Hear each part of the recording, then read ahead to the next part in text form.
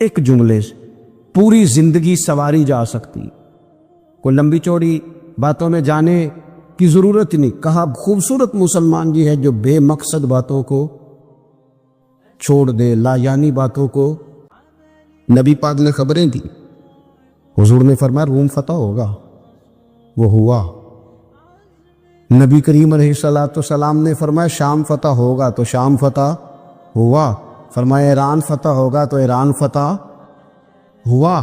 سراقہ بن مالک کہتے ایک گاؤں پر بھی مسلمانوں کی حکومت نہیں تھی، ایک گاؤں پر۔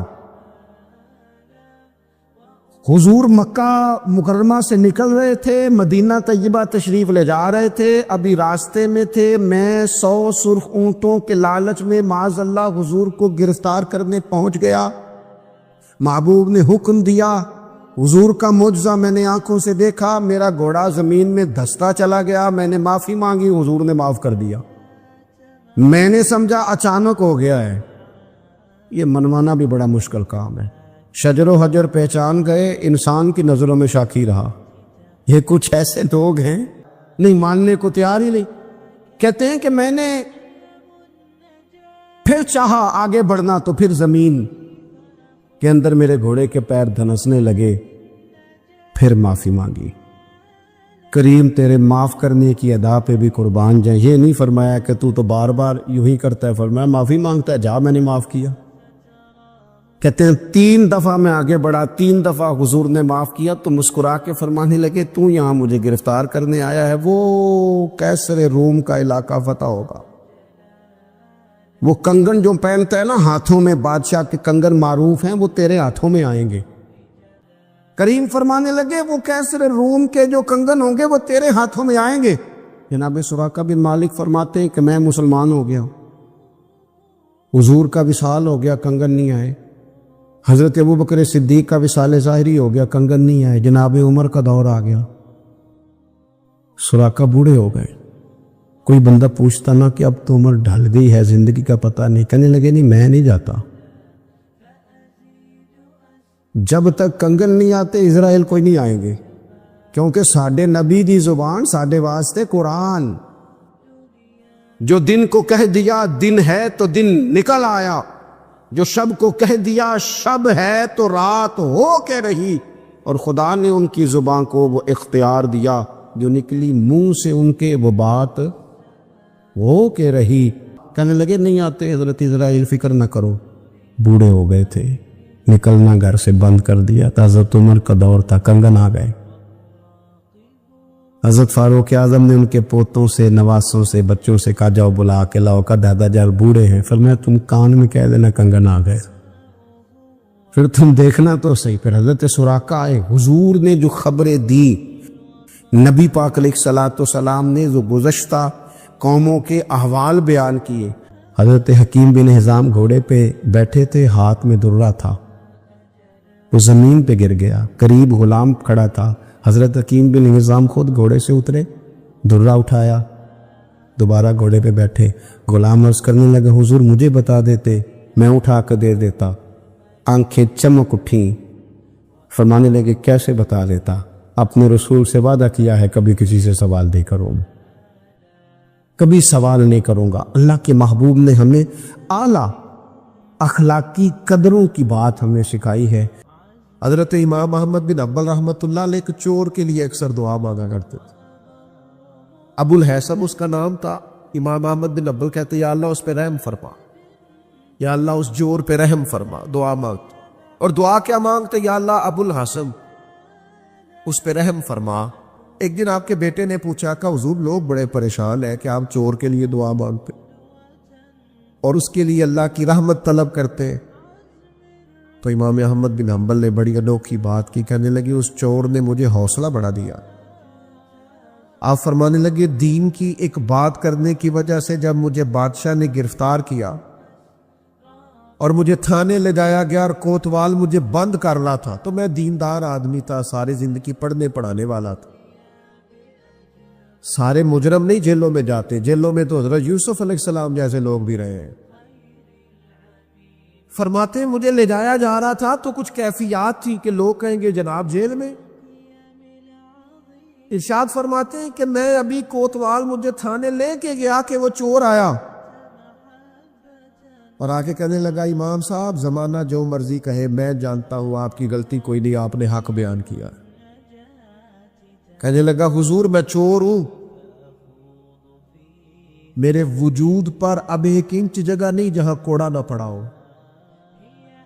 سارا وجود کوڑے کھا کھا کے زخمی ہے، ہر شہر کے ہر کوتوال کے پاس گویا ہر تھانے میں میرا نام لکھا ہے، چوری کے لیے مار کھاتا ہوں کبھی گھبرایا نہیں۔ ذرا کھڑے رہنا، آپ تو محمد عربی کے دین کے لیے مار کھانے لگے، اتنی جلدی تانوں سے پریشان نہ ہونا۔ فرمایا ذرا کھڑے رہنا، اتنی جلدی تانوں سے پریشان نہ ہونا۔ زخم پہ زخم کھا کے جی، خون جگر کے گھونٹ پی، آہ نہ کر لبوں کو سی، یہ عشق ہے کوئی دل لگی نہیں۔ ذرا ٹھہرنا پھر اگر آپ اس کام کے لیے آئے۔ آپ فرماتے ہیں مجھے اس کی بات نے اتنا حوصلہ دیا کہ پھر مجھے کسی چیز نے پریشان ہی نہیں کیا۔ آپ انہی لوگوں کے لیے دیکھیے حضرت موسیٰ علیہ السلام کتنی جد و جہد کی جناب کلی، کبھی فرعونیوں سے مقابلہ ہے، کبھی دریاؤں کا سفر ہے، کبھی صحراؤں کا علاقہ ہے، کس طرح حضرت موسیٰ علیہ السلام نے جد و جہد کی اپنی قوم کو نکالنے کے۔ آپ قرآن مجید کھولیں، جگہ جگہ حضرت کلیم علیہ السلام کا ذکر ملے گا، کبھی وہ پانی کا مطالبہ لے کے آ گئے، کبھی کچھ لے کے آ گئے، دن رات حضرت موسیٰ علیہ السلام انہیں فرعون سے، فرعونیوں سے نجات دلانا چاہتے ہیں، لیکن وہ کتنی ذہنی اذیت دیتے، وہ اپنی قوم کی خیر ہی مانگتے، وہ اللہ کی بارگاہ میں یہی عرض کرتے ہیں مالک ان کے لیے ہدایت کے راستے واضح فرما۔ یہاں تک ان کی قوم نے کہہ دیا معاذ اللہ، یہ اللہ کا قرآن فرماتا ہے، آپ سورہ آراف پڑھ کے دیکھیے، وہ کہنے لگے اے موسیٰ ہمیں تو آپ سے پہلے بھی آپ کی وجہ سے تکلیف پہنچی، معاذ اللہ آپ کے بعد بھی آپ کی وجہ سے تکلیف پہنچی، وہ آپ کی ولادت کی خبر معروف ہوئی تو فرعون نے ہمارے بچے قتل کرانے شروع کر دیے، تو آپ کے تو آنے سے پہلے ہمیں تکلیفیں پہنچ رہی۔ لیکن حضرت موسیٰ پھر بھی کہتے ہیں اور صبر کرو تمہارا دشمن ہلاک ہو جائے، اللہ تعالیٰ تمہیں کامیابی دے گا۔ اور پھر اللہ تعالیٰ نے اس کا اعلان بھی فرمایا، فرمایا یاد کرو نا بنی اسرائیل والو، وہ وقت یاد کرو نا، وَإِذْ نَجَّيْنَاكُمْ مِنْ آلِ فِرْعَوْنَ، پھر ہم نے تمہیں نجات دی فرعون والوں سے، پھر ہم نے تمہیں نجات دی ان لوگوں سے، فرعونیوں سے تمہیں بچا لیا۔ کس کی برکت سے؟ حضرت موسیٰ علیہ السلام کی برکت، اللہ نے ان کے ذریعے تبلیغ فرما کے بچا لیا۔ تو میرے عزیز تانا زنی، کمزوری، یہ تو لوگ، حضرت عبادہ بن صامت رضی اللہ تعالیٰ عنہ فرماتے ہیں مجھے میرے محبوب نبی صلی اللہ تعالیٰ علیہ وسلم نے وصیت فرمائی تھی، اور میں نے اپنی زندگی میں وہ باتیں اپنے دل کے ساتھ، گرہ کے ساتھ باندھ کے رکھی، اور مجھے بڑا فائدہ دیا انہوں نے۔ آپ فرمایا کرتے تھے رسول اللہ صلی اللہ علیہ وسلم نے مجھے حکم دیا تھا کہ میں مساکین سے محبت کروں اور ان کے قریب رہا کروں، اور میرے نبی پاک علیہ السلام نے مجھے فرمایا تھا کہ میں اس بندے کی طرف دیکھوں جو مالی حیثیت میں مجھ سے کم ہے، جو زیادہ ہے اس کی طرف نہ دیکھوں۔ اور فرماتے ہیں پھر کریم محبوب صلی اللہ تعالیٰ علیہ وسلم نے مجھ سے فرمایا کہ میں ہمیشہ صلہ رحمی کروں، اگرچہ کوئی بندہ مجھ سے تعلق توڑے، منہ پھیرے، پھر بھی میں نیکی کرتا رہوں۔ اور اللہ کے حبیب علیہ السلام نے مجھ سے فرمایا کہ کوئی چیز جب مجھ سے مانگی جائے تو میں فوراً دے دوں، انکار نہ کروں، اور اگر میری پہنچ میں ہو، یہ شارح حدیث نے لکھا ہے اگر پہنچ میں ہو تو وہ چیز دے دی جائے۔ اللہ کے پیارے حبیب علیہ السلام نے فرمایا، حضرت ابو سعید خدری رضی اللہ تعالیٰ عنہ حدیث کے راوی ہے، مسند امام احمد بن حنبل میں موجود ہے، حضور علیہ السلام نے فرمایا تم میں سے کوئی شخص اگر کوئی ایسا موقع دیکھے جہاں اللہ کے احکام کو توڑا جا رہا تو اسے چاہیے کہ وہاں بات کہنے میں حقارت محسوس نہ کرے، تبلیغ کر دے، بات کہہ دے، لوگوں کو بتا دے۔ اور فرمایا اگر ایسا نہیں کرے گا تو اللہ قیامت کے دن اس سے پوچھے گا وہاں تجھے بات کرنی چاہیے تھی، تو نے کیوں نہیں کی؟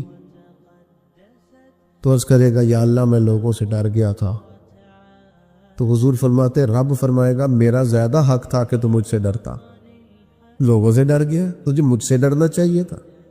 اور یاد رکھیں جو اللہ سے ڈرتا ہے پھر وہ کسی اور سے نہیں ڈرتا۔